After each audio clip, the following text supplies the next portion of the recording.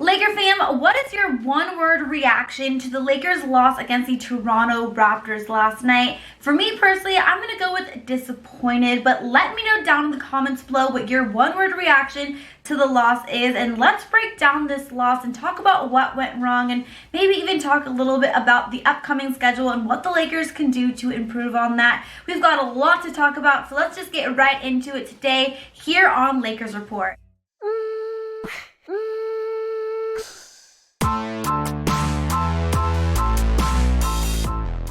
What's up, Laker fam? Welcome to Lakers Report by Chat Sports, all things Lakers. I'm your host, Hannah Kulik, aka Laker Han. Now, the Lakers lost against the Toronto Raptors that last night, 107-92, and for some reason, no matter who is on this Toronto team, they just seem to really have our number. Toronto has now beaten us 11 times in a row. So for me personally, now whenever I see Toronto on the schedule, I'm just going to chalk it up as an L because for some reason, they really have our number. Now, in terms of last night's game, I hate to say this because I never want to see the Lakers lose, obviously, but they really did not deserve to win that game last night. They just came out from the beginning, no energy, no hustle. They just didn't play very well from the start. They got down from a huge deficit. They went scoreless for the first few minutes, and things just really were not working in their favor from the second the game started. But let's kind of break down this loss, talk about what went wrong, talk about some of the key takeaways, and then of course hand out some grades. Now, starting off here with my 3 takeaways, starting with number 3 here, and that is the starting lineup is not working. Now, like I said, Lakers started that game completely cold from both ends, but they could not make a shot to save their life, and they got down to a big deficit. They actually went scoreless for the first few minutes, and I was getting pretty worried, but then the second unit did come in, and the second unit was really the biggest bright spot for us in that game. They actually outscored the Toronto Raptors 13-2 in that first quarter, and then 31-6 in the first half. So that was great, but of course, when you're looking at the starting lineup, our starters need to be able to come in and set the tone from the beginning, because a bench, yeah, it's important for our bench players to be able to come in and knock down some shots. That's obviously great and important for us in order to win, but we need our starters to be able to come out and play much better. And these first 2 games in particular, I've noticed that I just do not believe that this starting lineup is working now, especially defensively and offensively. Obviously, missing Avery Bradley is a huge piece to that defensively, but offensively, something is just not clicking. So maybe as we continue to move to these regular season games before we get into the playoffs, we're going to have to figure something else out. Maybe add a different player, swap in someone else for KCP, but something is definitely has to change because so far it's pretty clear this starting lineup is not working. Now, my second key takeaway from this game is we're going to need more production from our bigs. Javale McGee, Dwight Howard, they are going to need to step up. Now, obviously, I, like most Laker fans, believe that the Lakers play their best basketball when they are small and when we have AD at that 5, but as Frank Vogel and AD have said numerous times, that's not really the game plan for them to be playing a majority of the minutes that way. So that means Javale, Dwight Howard, they are still going to be getting some minutes, and they are going to have to do something in those minutes. Last night in particular, it was a joke for them. They only had 8 points between the 2, 9 rebounds between the 2, and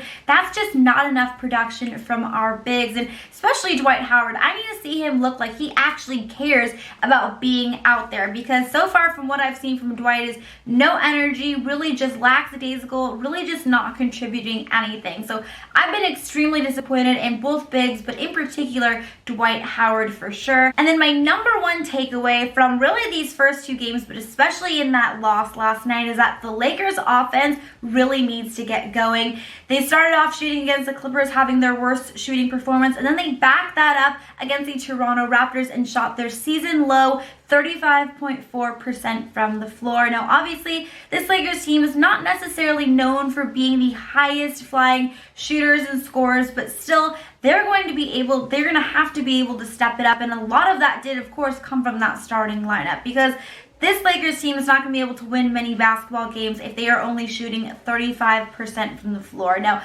obviously, Toronto's defense is really good. I do have to give them credit there. Their defense was locked down. They were double-teaming AD. They were double-teaming LeBron. They were trying to make someone else beat them, and clearly it was just not going to be anyone else was going to be able to do so. So their defense is really good, but still the Lakers are going to have to pick things up because yes, defense may win championships, but you're not going to even be able to be in a position to win the championship if you're not able to knock down some shots. So definitely as we continue on with this regular season games before we get into the playoffs, we need these Lakers offense to really step it up. So those are my 3 key takeaways on what went wrong last night and what I took away from that 107-92 loss against the Toronto Raptors. Now I want to hand out some grades, and I also want to talk about a few more things that went wrong. Talk about Anthony Davis in particular. But before I get to that, I want to make sure that you guys hit that subscribe button down below. Come and join this Lakers Report family if you have not yet done so. Listen, if you're watching this video, you might as well go ahead and subscribe. Obviously, there is so much to talk about now that the season is back, and I want to make sure that you guys do not miss out on a single second when it comes to our purple and gold. So do me a favor, hit that subscribe button down below. But let's move on. Let's talk a little bit about Anthony Davis, because after coming out strong in the season opener against the Los Angeles Clippers, scoring 34, really leading us to that win, he came out and really just struggled last night. He only had 1 point at the half. He had ended the game with 14 points and 6 rebounds, which still for Anthony Davis is really not a lot, and he just really struggled. Now, obviously, he does have that eye injury that he suffered in the preseason, or in the first scrimmage games, of course, not the preseason, but he played, after playing so well against the Clippers, I was expecting him to continue backing that performance up and coming out strong against the Toronto Raptors, but unfortunately, that was just not the case, and he really struggled early on from the get-go. Obviously, only scoring 1 point at the half is just not going to get the job done, and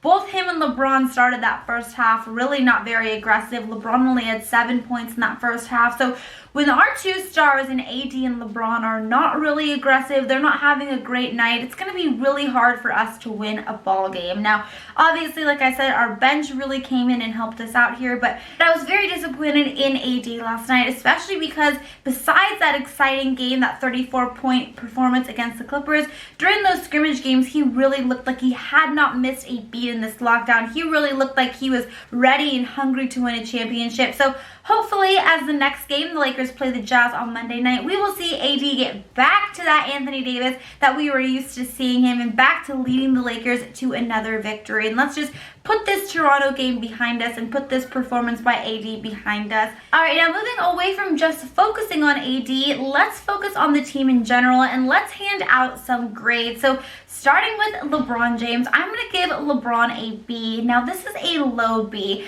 I was disappointed. Like I said, he came out, not a lot of energy, not a lot of aggression in the beginning. He only had 7 points at the half. He didn't really do much in that first half. He did get his points by the second half. He ended with 20 points, 10 rebounds, and 5 assists. But still, from the King, we're going to need him to really step up and be more aggressive. Now, I do think LeBron is maybe playing it a little bit safer these first few games because, of course, he doesn't want to risk getting injured. He's kind of easing his way back into basketball and easing his way back into the game. So I'm not going to be too hard on him, and I'm still going to give him a B.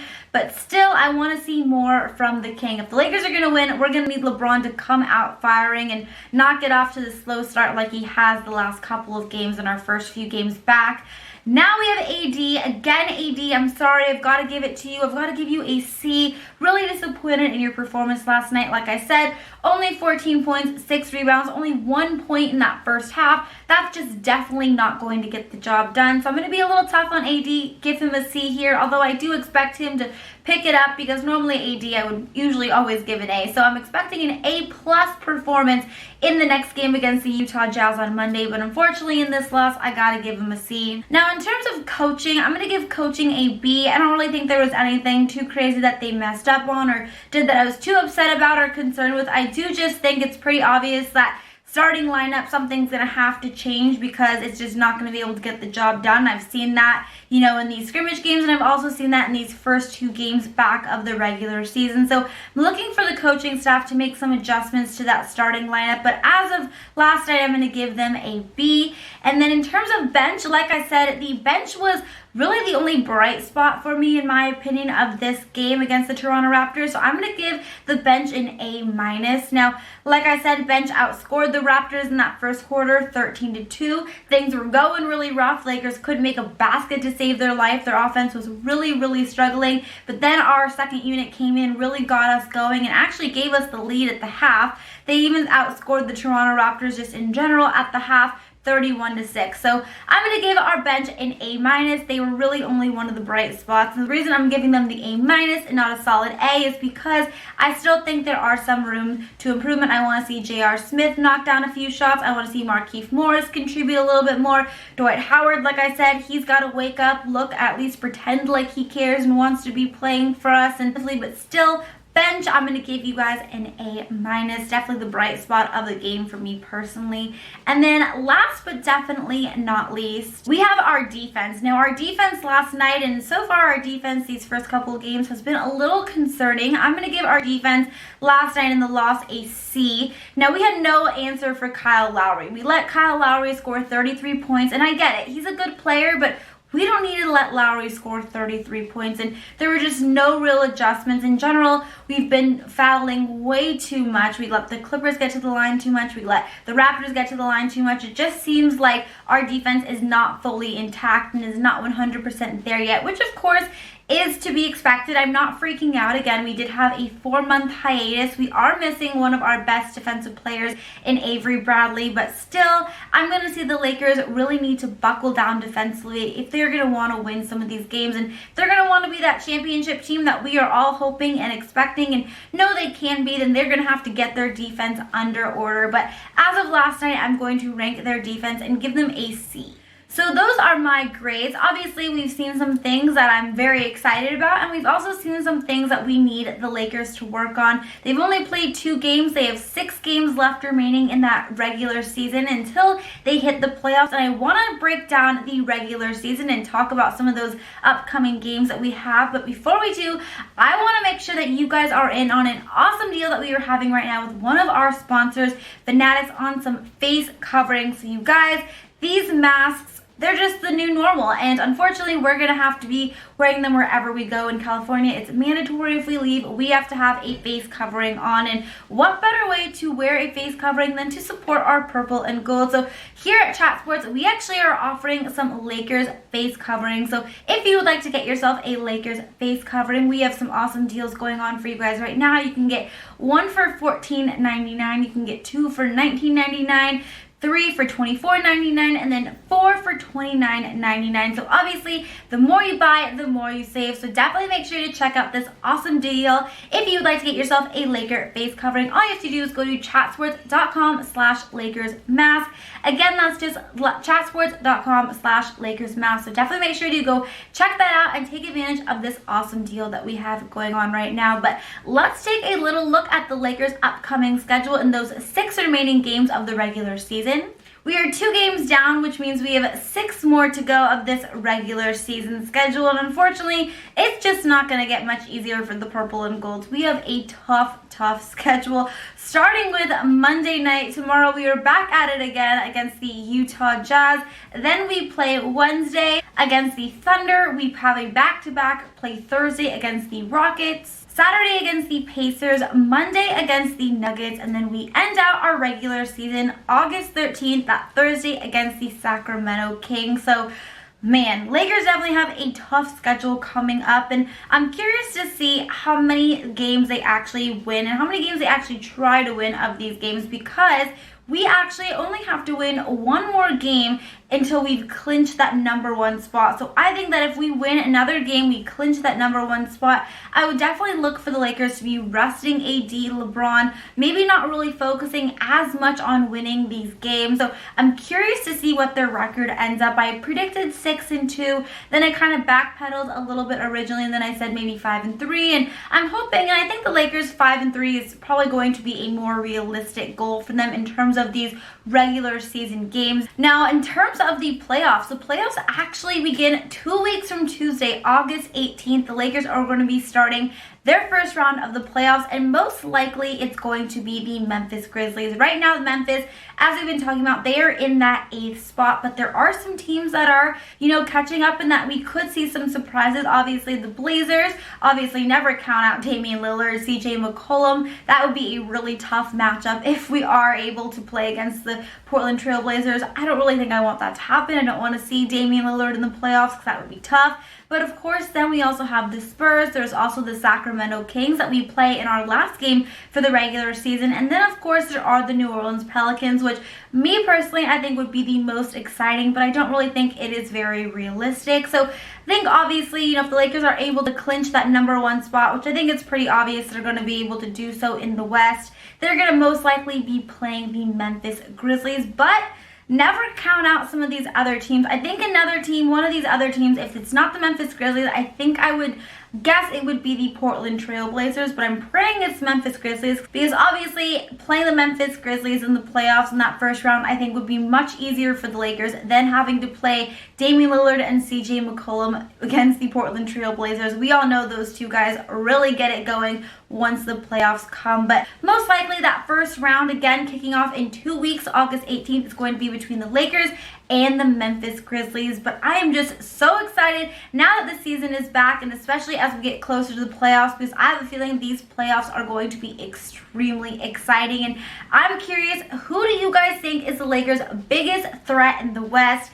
I think we all have to agree, at least in my opinion, it's got to be the Los Angeles Clippers, but you never know. In this bubble environment, in the playoff environment in general, there could be some surprises. So who do you think is the Lakers' biggest threat in the West? Let me know down in the comments below. And that is going to end today's video. A little recap breaking down what went wrong in that 107-92 loss against the Toronto Raptors, their 11th loss in a row. Definitely just want to forget about that game, wipe it under the rug, and move on to this next game against the Utah Jazz on Monday. Thank you guys so much for watching this video. If you liked it, don't forget to give it a double thumbs up. Also, please don't forget to subscribe here on Lakers Report if you have not yet done so. And until next time, Laker Hand is out. Bye, guys!